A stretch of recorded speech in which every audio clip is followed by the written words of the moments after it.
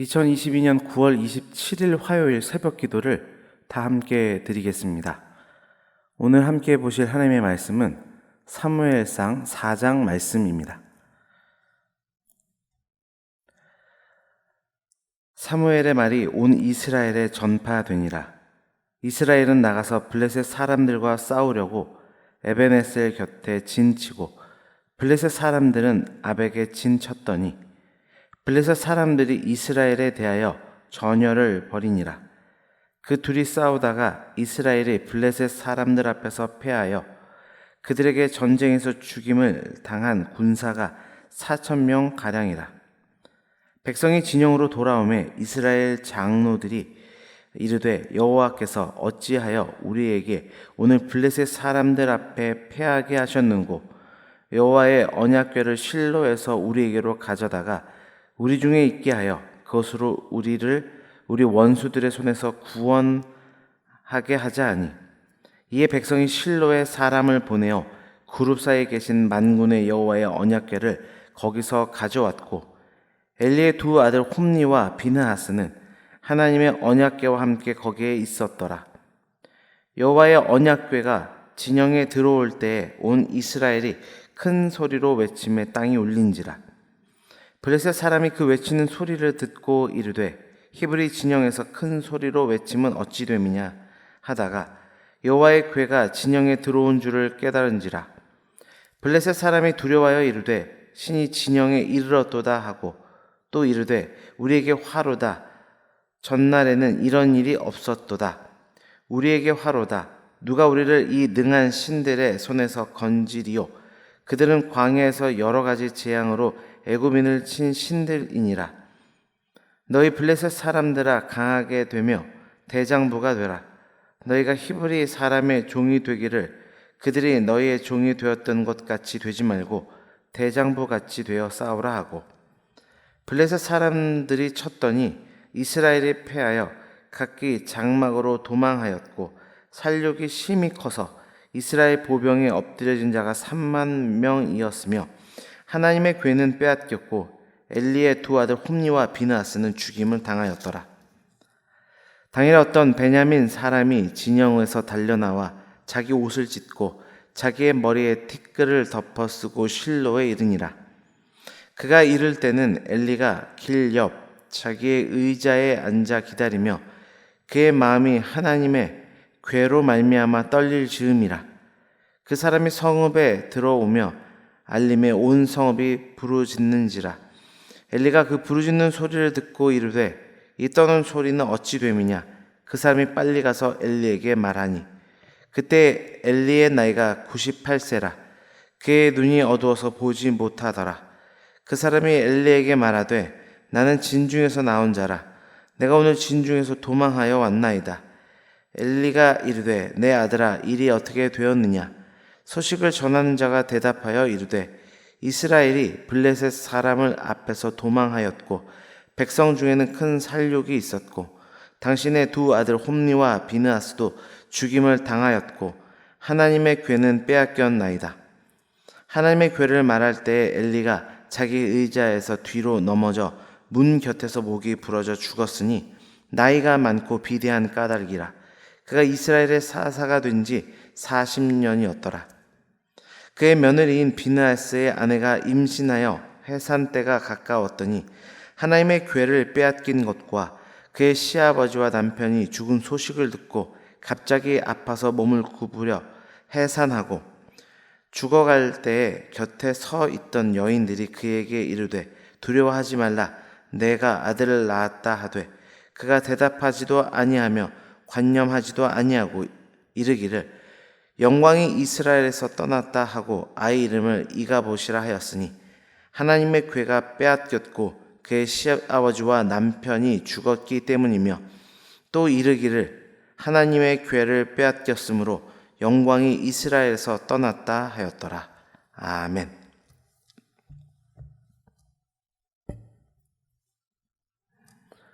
오늘 우리에게 주신 사무엘상 4장을 통해 하나님의 영광이 떠나다라는 제목으로 하나님 말씀을 증거하겠습니다. 오늘 본문은 이렇게 마무리가 되고 있습니다. 22절 말씀입니다. 또 이르기를 하나님의 궤를 빼앗겼으므로 영광이 이스라엘에서 떠났다 하였더라. 하나님의 영광이 떠난 이스라엘, 그 가운데 어떠한 죄악이 만연해 있었는지 함께 살펴보고 우리의 삶을 비추는 거울로 삼아 새롭게 나아가길 결단하는 이 시간 되기를 주님의 이름으로 축원합니다. 첫째, 본문은 그들이 가지고 있는 미신적 신앙으로 인해 하나님의 영광이 떠났음을 보여줍니다. 3절 말씀입니다. 백성이 진영으로 돌아오매 이스라엘 장로들이 이르되 여호와께서 어찌하여 우리에게 오늘 블레셋 사람들 앞에 패하게 하였는고 여호와의 언약궤를 실로에서 우리에게로 가져다가 우리 중에 있게 하여 그것으로 우리를 우리 원수들의 손에서 구원하게 하자 하니. 전투에서 4,000명이 전사하는 큰 패배를 겪은 이스라엘 장로들은 여호와께서 어찌하여 우리로 블레셋 사람 앞에 패하게 하셨는고 질문합니다. 이 질문 자체는 올바른 자세입니다. 그러나 이 의구심이 결국 자신들의 죄악을 돌아보고 회개하게 하는 계기가 되지는 못했습니다. 인간의 분석과 대책을 간구하는 자리에 머무르게 할 뿐이었습니다. 그리고 얻은 결론은 언약궤를 가지고 나가서 싸우면 된다는 것이었습니다. 그러나 그 결과는 어떠했습니까? 오히려 이스라엘은 대패하였고 언약궤는 빼앗기고 제사장 홈리와 비느하스는 죽임을 당하게 됩니다. 왜 이런 일이 발생한 것입니까? 결국 그들 안에 있던 미신적 신앙에 비롯된 것입니다. 그들은 하나님을 의지하지 않았습니다. 그분의 임재의 상징물인 언약궤를 의지했습니다. 여러분, 상징과 실제는 엄연히 다른 것입니다. 이스라엘을 실제로 도와주실 수 있는 분은 여호와 하나님이십니다. 그분의 임재의 상징인 언약궤는 그 자체가 그들에게 승리를 가져다 줄 수 없었습니다. 그럼에도 불구하고 이스라엘 백성들은 언약궤 자체가 무슨 대단한 능력이라도 있는 것처럼 마치 부적을 붙이면 만사 형통할 것이라 믿는 이방인들의 미신적 신앙을 그들은 가지고 있었습니다.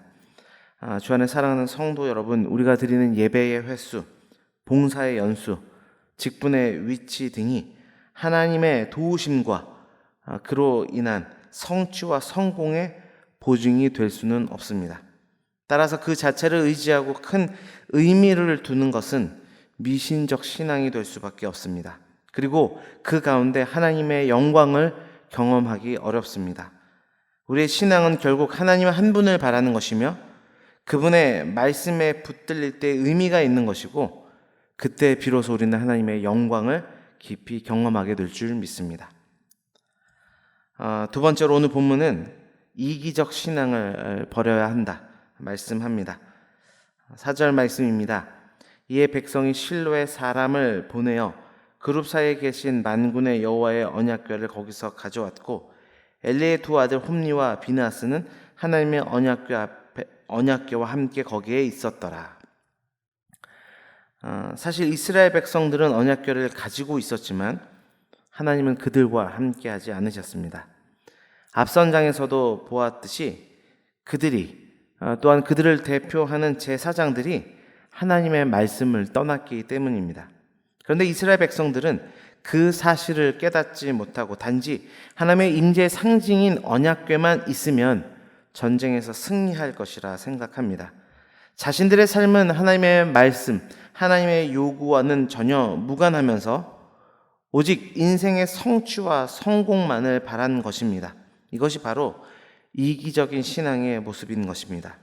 오늘날도 이스라엘 백성들과 같이 하나님을 믿는다 하면서 하나님을 이용하여 자신의 이기적 목적을 달성하려는 사람들이 있습니다.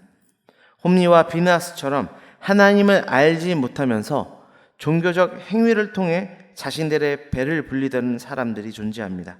주 안에 사랑하는 성도 여러분, 하나님은 우리에게 이미 예수 그리스도를 통해 구원이라는 큰 복을 허락해 주셨습니다. 그 은혜에 합당한 삶으로 주님께서 나를 위해 모든 것을 주셨듯이 주님께 헌신하며 그의 백성들을 사랑하는, 즉 하나님의 말씀을 이루는 그 삶으로 나아가는 우리 모두가 되기를 주님의 이름으로 축원합니다. 마지막으로 이스라엘의 위선적 신앙으로 인해 하나님의 영광이 떠났다, 성경은 우리에게 말씀합니다. 오늘 본문의 후반부는 결국 앞서 예언된 대로 엘리 가문의 몰락에 대해서 기록하고 있습니다. 이것은 하나님의 예언대로 엘리 가문의 죄악에 대한 하나님의 심판이 분명했습니다. 엘리 역시도 이러한 비극이 그의 가문에 찾아올 것을 직감하고 있었습니다. 13절 말씀입니다. 그가 이를 때는 엘리가 길 옆 자기의 의자에 앉아 기다리며 그의 마음이 하나님의 괴로 말미암아 떨릴 즈음이라. 그 사람이 성읍에 들어오며 알림에 온 성읍이 부르짖는지라. 우리는 여기서 언약궤를 잘못 사용한 것에 따른 엘리의 불안한 마음을 읽을 수 있습니다. 그는 이미 하나님의 말씀을 따르지 않으면서 언약궤만 앞세워 나간다면 과연 전쟁에서 승리할 수 있을 것인가 라는 의구심을 그 스스로 가지고 있었던 것입니다. 그러면서도 언약궤를 전장으로 내보내는 결정을 했다는 것은 결국 믿음의 결단이 아니었습니다. 어떻게든 되겠지라는 마음으로 백성들의 요구에 그냥 응해 준 것입니다. 승리할 것을 믿지 못했음에도 믿는 척한 것이고 승리에 대한 확신이 없이 요행을 바란 것입니다. 이것이 바로 위선적 신앙의 모습입니다. 그들은 돌이켜야 했습니다. 무너진 자신의 삶에 계속해서 말씀하시고 돌이키라는 하나님의 음성에 반응했어야 했습니다. 그러나 그러한 심판이 올 것을 알았음에도 아무렇지도 않은 것처럼 위선적 모습으로 그냥 나아가는 것입니다. 주 안에 사랑하는 성도 여러분, 죄가 있다면 회개하고 돌이키는 것, 그것이 복된 삶인 줄 믿습니다. 이 세상에 그 누구도 하나님 앞에 가면을 쓸 수 없습니다. 겸손하게 자신의 부족함과 연약함, 나약함을 고백하며 하나님의 도우심과 인자하심을 늘 구하며 신실하게 우리 하나님만을 붙들며 나아가는 우리 모두가 되기를 주님의 이름으로 축원합니다. 기도하겠습니다. 하나님 아버지, 감사합니다. 오늘도 귀한 말씀을 통하여서 우리로 깨닫게 하여 주시니 참으로 감사합니다. 오늘 본문의 말씀을 통하여 우리의 삶에 미신적 신앙이 자리 잡으면 하나님의 영광이 함께할 수 없음을 말씀하셨사오니, 하나님, 우리 안에 내면 깊숙이 자리 잡고 있는 미신적인 요소가 무엇인지, 그런 신앙의 요소가 무엇인지를 밝히 보여주셔서 회개하며 하나님만을 붙들며 나아가는 귀한 삶의 전환이 일어날 수 있도록 우리를 주장하여 주옵소서. 또한 이기적 신앙을 버려야 된다 말씀하셨사오니 하나님께 이것저것을 간구하고 구하기만 하는 삶이 아니라 그 말씀에 합당한 삶으로 나아갈 수 있는 순종의 삶이 우리 가운데 있도록 주장하여 주옵소서.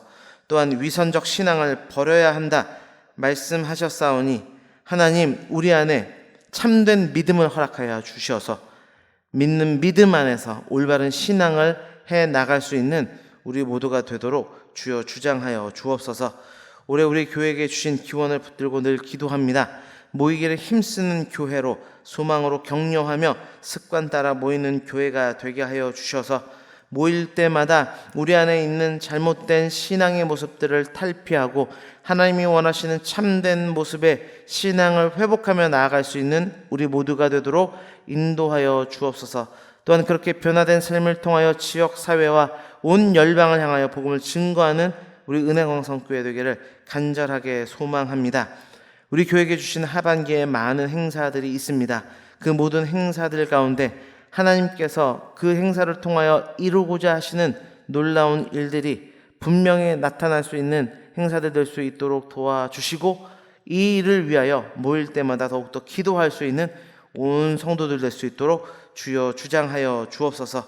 특별히 새벽에 간절한 기도의 제목을 붙들며 기도하는 각 성도님들 기도 제목들마다 하나님이 응답하여 주시고 역사하여 주시는 참 은혜를 경험하도록 주장하여 주옵소서. 모든 것 감사드리며 예수 그리스도의 이름으로 기도드립니다. 아멘.